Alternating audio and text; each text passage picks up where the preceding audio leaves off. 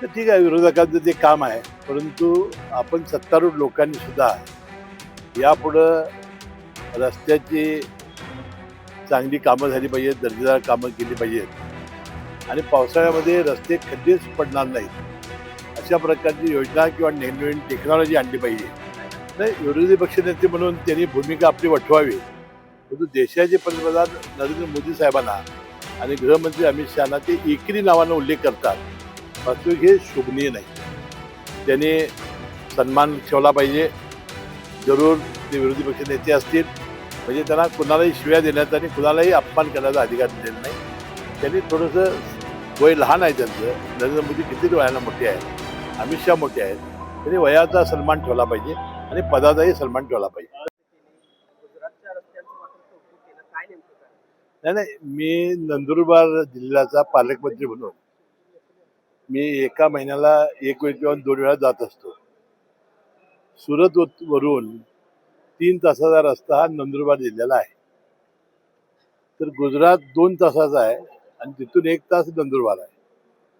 गुजरातच्या हद्दीचे रस्ते चांगले होते आणि नंदुरबारच्या हद्दीमध्ये खराब रस्ते होते. त्यानंतर माझा श्रावणी म्हणून गाव होता, तिथे एक कार्यक्रम होता, तिथे रस्ते खराब होते. मी त्या दिवशी सांगितलं की आता आपल्याला यापुढे रस्ते दर्जेदार करायला पाहिजेत आणि दर्जांची ही जी रस्त्यांची अवस्था आहे त्यामुळे पालकमंत्री म्हणून मला लाज वाटते. खरं तर याच खड्ड्यांच्यावरून येथे नाशिकमध्ये राजकीय वाद त्याला पारंपरिक मोर्चा सुद्धा संजय राऊत जाऊन काढतात. तर ठीक आहे, विरोधकांचं ते काम आहे. परंतु आपण सत्तारूढ लोकांनी सुद्धा यापुढं रस्त्याची चांगली कामं झाली पाहिजेत, दर्जेदार कामं केली पाहिजेत आणि पावसाळ्यामध्ये रस्ते खड्डेच पडणार नाहीत, अशा प्रकारची योजना किंवा नवीन टेक्नॉलॉजी आणली पाहिजे. आणि दरवर्षी पावसाळ्यानंतर जो लोकांना त्रास होतो, त्यामुळं विद्यार्थ्यांची, ज्येष्ठ नागरिकांचे जे हाल होतात ते आपल्याला संपवता आले पाहिजेत.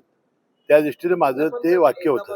विरोधक राज्यातले रस्ते आणि त्यामध्ये होणाऱ्या भ्रष्टाचारावर आरोप सत्ताधाऱ्यांवर करत असताना सत्ताधारी पक्षातलाच एक मंत्री अशा पद्धतीने वक्तव्य करतो, म्हणजे एक फेल्युअर मान्य नाही नाही, तुम्ही एक लक्षात घेतलं पाहिजे, अनेक सरकारं आली आणि गेली. दरवेळी पावसाळ्यानंतर असे खड्डे पडतात, दरवेळेला लोकांना त्रास होतो.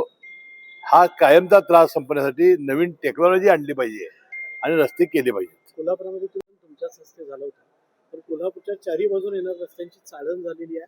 कोल्हापूरकर सुद्धा त्यातून जात आहे. काय नाही, मी तुम्हाला हा जो प्रश्न आहे हा सगळ्या राज्याचाच मी तुम्हाला सांगितला. दर पावसाळ्यानंतर अशा प्रकारची परिस्थिती उद्भवते. ही परिस्थिती उद्भवू नये म्हणून आता अनेक ठिकाणी काँक्रीटचे रस्ते घेतलेले आहेत. अनेक ठिकाणी हे व्हायला थोडा वेळ लागणार आहे आणि मला वाटतं आपण सर्व सत्तारूढ लोकांनी आता हे रस्ते दर्जेदार करण्यासाठी आपण प्रयत्न केले पाहिजेत. खरं तर मुंबईमध्ये मतदान झाल्याचा तो धक्कादायक प्रकार आहे, तो किरीट सोमय्या यांनी उघड केल्याचं पाहायला मिळतंय. मतदार यादीत तब्बल 5.25 लाख मतदार असल्याचं देखील पाहायला मिळतं. नाही, मी काही ती माहिती घेतलेली नाही. निवडणूक आयोग त्याची माहिती घेईल. एसआयआर संदर्भात निवडणूक आयोगाला आज रोहित पवार भेटणार आहे. जवळपास 2.25 कोटी लोकांची नोंदणी झाली. बीएलओ 3 वेळा घरी जायला पाहिजे, ते गेले नाही आणि भाजपकडे सॉफ्टवेअर आहे, त्या सॉफ्टवेअरच्या माध्यमातून ते सगळे नियंत्रित 4 लाखच्या आसपास. नाही, मला काय तसं वाटत नाही, कारण मी माझ्या विधानसभेचा फार मायन्युटली अभ्यास करतोय. ज्यांची डबल नावं आहेत, ज्यांचं 2002चे पुरावे नाहीत किंवा ज्यांना फॉर्म दिलेले आहेत त्यांनी भरून दिलेले नाहीत, असेच लोकांची नावं ही गळण्याची शक्यता आहे. जर आपले BLA लोक जर चांगले असतील, जर जागरूक असतील, तर मला वाटतं हा धोका फार वाढणार नाही. आणि मला वाटतं जर जागरूक लोकप्रतिनिधी हे आपापलं काम चांगल्या पद्धतीने करतात. 4.5 लाख पक्षाकडे अशा पद्धतीचं सॉफ्टवेअर गेले का? नाही, मला काय त्याची माहिती नाही. कोल्हापूर जिल्ह्यातील 4.5 लाखापेक्षा अधिक जे आहेत ते दुबार मतदार कमी होत आहेत. हा कुठेतरी एक मोठा नाही, काय झालंय, आपले अनेक भागातले लोक हे मुंबईमध्ये आहेत. आता त्यांनी ठरवायचं की मुंबईला मतदान करायचं आहे का आपल्याला इकडे करायचं आहे, किंवा अनेक लोक हे कर्नाटकातून स्थलांतरित झालेले आहेत. आणि मला वाटतं जे जे पुरावे देतील, त्यांची नावं येतील, आकडा तुम्हाला जरी मोठा वाचलाच असेल तरी अशी दुबार नावं अनेक होती.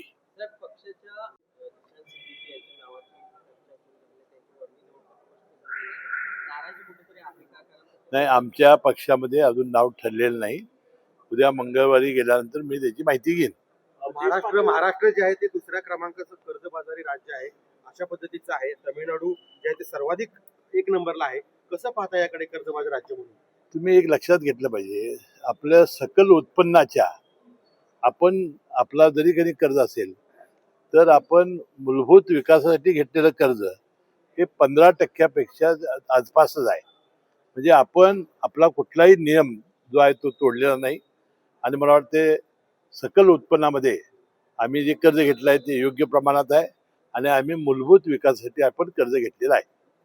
एकीकडे आपण जर पाहिलं तर देशभरामध्ये काँग्रेस जनता पार्टी असेल किंवा राहुल गांधी सतत आपण पाहतो की अमित शहा असतील किंवा पंतप्रधान मोदींच्यावर टीका करतायत, त्यांना घेरण्याची रणनीती आखतायत. कसं बघतात त्याच्यात? नाही, विरोधी पक्षनेते म्हणून त्यांनी भूमिका आपली वठवावी, परंतु देशाचे पंतप्रधान नरेंद्र मोदी साहेबांना आणि गृहमंत्री अमित शहाना ते एकेरी नावानं उल्लेख करतात. वास्तविक हे शोभनीय नाही. त्यांनी सन्मान ठेवला पाहिजे. जरूर ते विरोधी पक्ष नेते असतील म्हणजे त्यांना कुणालाही शिव्या देण्याचा आणि कुणालाही अपमान करण्याचा अधिकार दिलेला नाही. त्यांनी थोडंसं वय लहान आहे त्यांचं. नरेंद्र मोदी किती वयाला मोठे आहेत, अमित शहा मोठे आहेत. त्यांनी वयाचा सन्मान ठेवला पाहिजे आणि पदाचाही सन्मान ठेवला पाहिजे. तर सरकारमधले अनेक G20 वरनं देश पातळीवर एक संताप व्यक्त केला तर राहुल गांधी ते मुद्दा सतत हायलाइट करताना दिसतंय. मला आश्चर्य वाटतंय की E20 म्हणजे इथेनॉल. आता इथेनॉलचं धोरण पहिल्यांदा अटल बिहारी वाजपेयी स्वर्गीय या देशाचे पंतप्रधान होते, त्यांनी आणलं. राम नाईक त्यावेळा पेट्रोलियम मंत्री होते. तर आपलं स्वागत केलं पाहिजे की शेतकऱ्यांचं आज ऊसकरी शेतकरी आणि धान्य पिकवणाऱ्या शेतकऱ्यांचं फार मोठं भलं या इथेनॉल धोरणामुळे झालं. आता वास्तविक राहुल गांधींना हे शेतकऱ्यांचं फार मोठं आता जे नुकसान करून त्यांना काय मिळणार आहे मला कळालं नाही.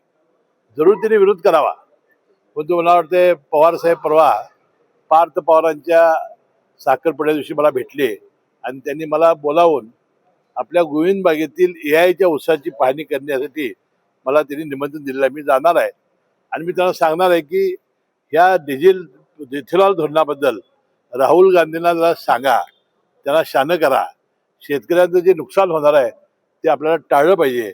तर फार मोठी शेतकऱ्यांची ऊसकरी शेतकऱ्यांची FRP देण्याचं काम या इथेनॉलच्या पैशातून होतंय आणि धान्य उत्पादक शेतकऱ्यांना सुद्धा फार मोठा फायदा यामुळे होतोय. नंदुरबारमध्ये आणि ब्राझील देशामध्ये 100% ब्लिडिंग आहे, तिथं वाहनाला काय होत नाही. आता एकही वाहन जी कंपनी आहे बनवणारी ऑटोमोबाईल त्यांनी अशा इथेनॉलमुळे नुकसान होते असं सांगितलेलं नाही. फक्त मायलेज थोडं कमी होतं एवढं सांगितलेलं आहे आणि त्याला जे किट आहे ते बसवल्यानंतर कसल्याही प्रकारचा त्रास होत नाही असं सगळ्या कंपन्यांनी जाहीर केलेलं आहे. कोल्हापुरातला महत्वाचा NH4 त्याच्या संदर्भात सातत्यानं लोक आता तक्रारी करतात. अनेक अपघात होत आहेत, रोजच त्याचे व्हिडिओ येतात. मात्र अजूनही त्या रस्त्याच्या हालचाली कुठं दिसत नाहीत. ब्लॅकलिस्ट तिथल्या एका कंत्राटदाराला करणार असं सांगतात वारंवार. मात्र NH4 हा जो सातारा कागल जो रोड आहे यामध्ये जो गडक नावाचा कंत्राटदार आहे हा ब्लॅकलिस्ट करण्याचा NHAने केलेला आहे आणि त्यानं अनेक कामं अशी घेतलेली आहेत. आणि म्हणून गडकरी साहेब सातत्याने त्याच्याबद्दल फार मोठा रोष व्यक्त करतायत, त्यावर नाराजी व्यक्त करतायत. आणि अशा माणसाला ब्लॅकलिस्ट तर केलंच पाहिजे आणि यांना कामच मिळता कामा नये अशी दक्षता मला वाटते सगळ्याच यंत्रणांनी घेण्याची आवश्यकता आहे.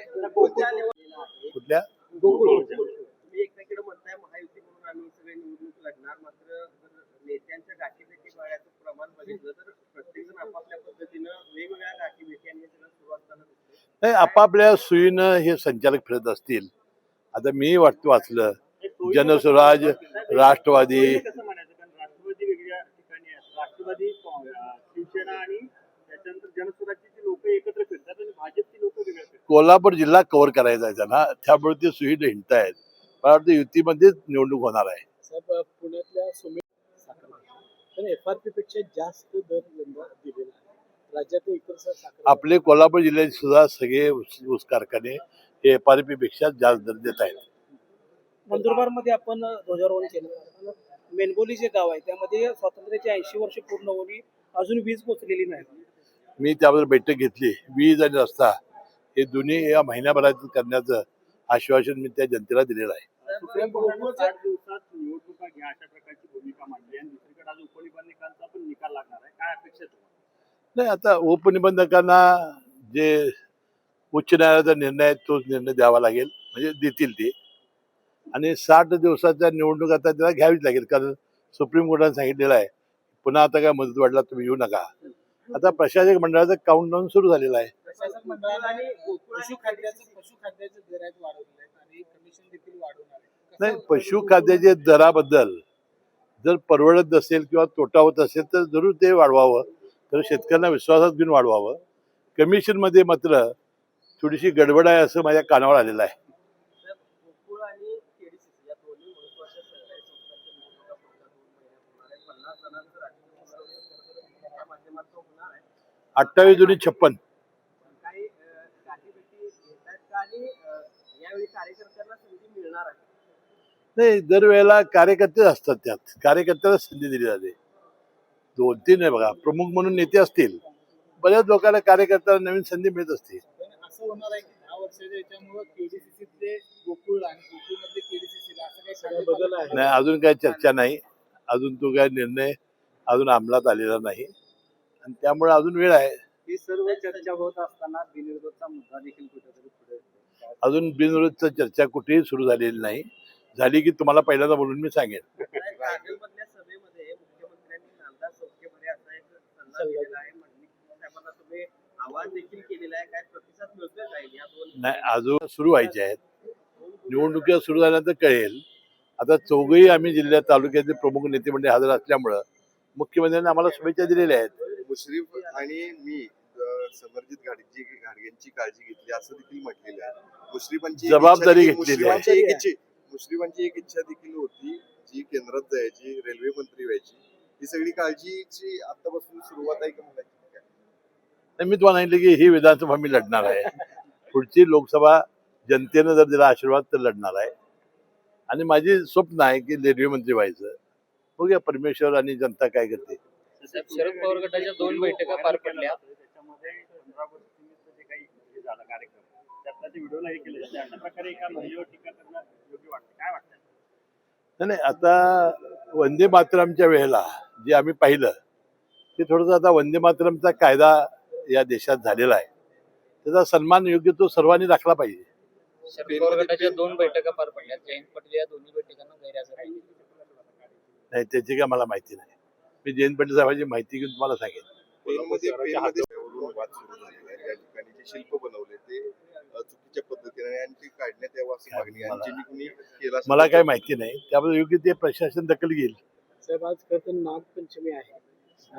देशात किंवा राज्यात असे विरोधी पक्षातले नेते कोण आहेत जे नागाची भूमिका बजावत असतात, फुसफुस करत असतात? विशेष करून विषारी कोण? मला काय माहिती. राजकारणामध्ये नाग नसतात. दसणारी नाग. कोल्हापूर शहराच्या हद्दवाढीबाबत मुख्यमंत्र्यांनी भूमिका आता या वेळेला मी मुंबईला गेलो की जे कोल्हापूरच्या जवळील गाव आहेत त्याबद्दल नोटिफिकेशन काढण्यासाठी मी प्रयत्न करणार आहे. हद्दवाढीबाबत अनेक जण वोटची ते भूमिका घेत आहेत. पालकत्वाच्या भूमिकेत कोण पुढे जाणार तर तुम्ही ती भूमिका निभावणार आहात का? कारण नाही, अनेक वर्षापासून चर्चा मी आहे. मी पुढे काय होतं? हद्दवाढ व्हावी या मताचा आहे. ज्या गावाबद्दल वाद नाहीत त्याचं ताबडतोबीनं नोटिफिकेशन निघावं अशी माझी सातत्यानं आग्रही मागणी राहिलेली आहे.